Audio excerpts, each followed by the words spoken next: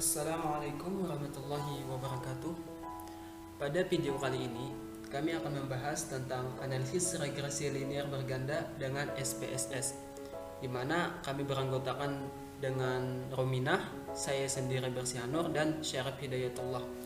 Di sini kami akan membahas satu kasus, yaitu seorang pemilik budidaya ikan ingin mengetahui apakah ada pengaruh makanan ikan atau tiap hari dalam seminggu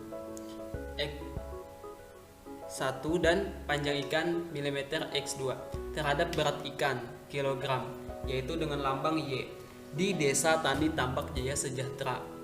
Ujilah dengan taraf 95%. Data diambil secara acak sebanyak 12 respondensi dengan data sebagai berikut, di mana 12 respondensi ini terdiri dari makanan ikan, peubah X1, panjang ikan, peubah X2, dan berat ikan dilambangkan dengan Y dengan 12 respondensi. Selanjutnya data-data tersebut ini kita masukkan ke SPS. Di sini saya sudah masukkan ke SPSS seluruh data yang tadi. Lalu di sini label saya sudah ubah juga untuk meminimalisir waktu, makanan ikan, panjang ikan, berat ikan. Nah, makanan ikan itu peubah 1, panjang ikan peubah 2, dan berat ikan dilambangkan dengan Y. Kenapa desimal ini 0? Karena di data tersebut tidak ada desimal. Maka dari itu kita kosongkan saja atau kita nolkan saja. Selanjutnya adalah langkah pertama, yaitu kita klik analysis, kemudian regression, lalu linear. Maka di sini saya memasukkan yang pertama adalah berat ikan, yaitu lambang Y ke dependen. Kemudian yang kedua di independen, itu masukkan peubah X1 dan peubah X2 atau makanan ikan dan panjang ikan. Lalu oke. Nah, ini adalah perhitungan dari ANOVA, model summary coefficient, dan lain sebagainya.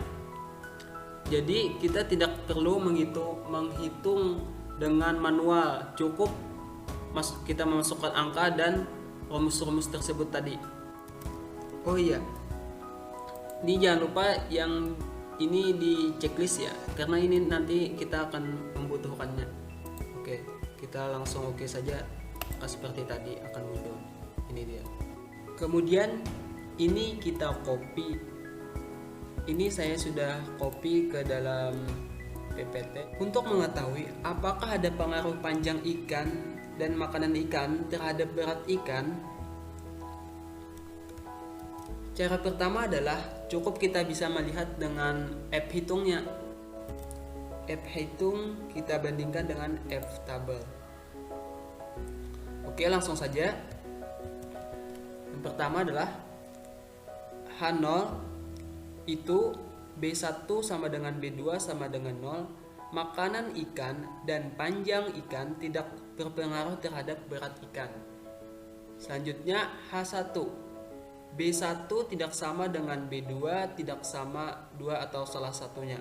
Makanan ikan dan panjang ikan berpengaruh terhadap berat ikan.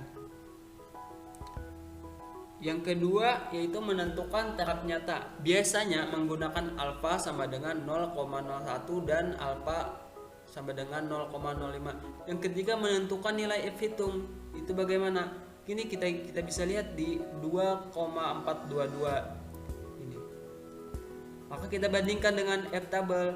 Maka F tabel sama dengan F alpha dalam kurung K, N dikurang K dikurang 1. K di sini adalah peubah X1 dan X2, artinya ada 2. Ada 12.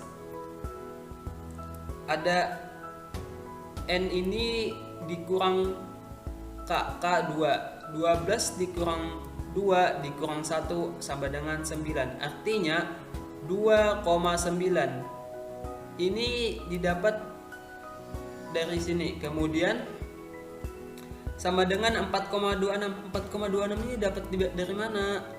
Ini 2,9 artinya 4,26. Nah, didapat dari sini. Selanjutnya adalah kriteria pengujian. Jika if hitung lebih besar F tabel, maka tolak H0. Kesimpulannya adalah jika F hitung lebih besar F tabel, F tabelnya 2,422. Artinya ini lebih kecil daripada F tabel, maka terima H0, yang artinya bahwa makanan ikan dan panjang ikan itu tidak berpengaruh terhadap berat ikan. Cara yang kedua menentukan hipotesis adalah yaitu dengan menentukan nilai signifikannya. Ini lebih mudah dibandingkan dengan cara yang satu, karena kriteria pengujian jika signifikan lebih kecil daripada 0,05 maka tolak H0. Kesimpulannya adalah karena nilai signifikan lebih besar dari 0,05 maka terima H0, yang artinya bahwa makanan ikan dan panjang ikan tidak berpengaruh terhadap berat ikan. Artinya H0 tersebut diterima dan tidak berpengaruh terhadap berat ikan.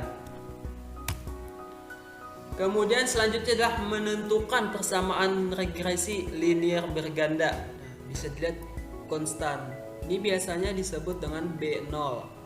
Kemudian makanan ikan B1 dan panjang ikan B2. Ini didapat dari output SPSS.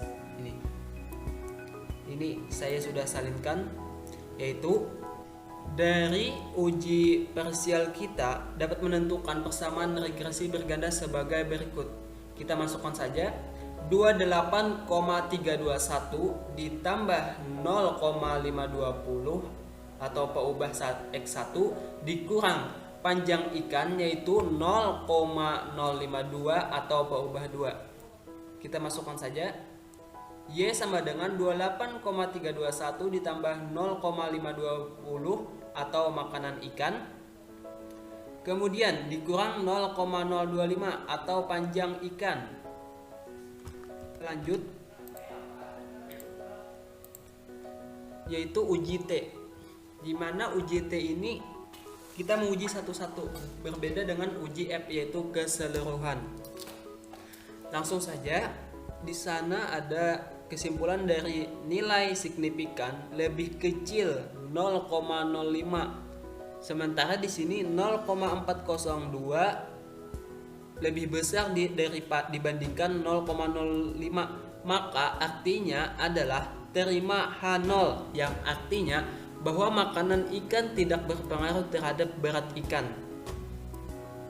Yang kedua, kesimpulan dari panjang ikan karena nilai signifikan lebih besar 0,439 lebih besar 0,05 maka terima H0, yang artinya bahwa panjang ikan tidak berpengaruh terhadap berat ikan. Di sini salah ya, ini lambangnya lebih besar, nanti diubah ya. Kemudian selanjutnya adalah model summary. Ini didapat dari sini. Nah, model summary. Jadi uji T ini lebih ke satu persatu. Jadi lebih bisa dinilai yang mana signifikan dari salah satu tersebut, berbeda dengan uji F tersebut tadi, di mana uji F itu secara keseluruhan. Selanjutnya adalah model summary. Kita di sini menggunakan adjusted R-square karena kita menggunakan analisis regresi linear berganda. Kenapa tidak R-square? Karena R-square ini hanya untuk regresi linear sederhana. Jadi kita gunakan yang adjusted R-square. Nilai adjusted adjusted R-square sebanyak 0,205 artinya adalah berat ikan terhadap panjang ikan dipengaruhi oleh makanan ikan dan panjang ikan sebesar 20,5% dan selebihnya 100% dikurang 20,5% sama dengan 79,5%. Ini adalah angka yang dipengaruhi oleh faktor yang lain yang tidak diteliti. Nah, mungkin itu saja dari kelompok kami. Apabila ada kekurangan dan kesalahan, mohon dimaafkan. Wabillahi taufiq wal hidayah. Assalamualaikum warahmatullahi wabarakatuh.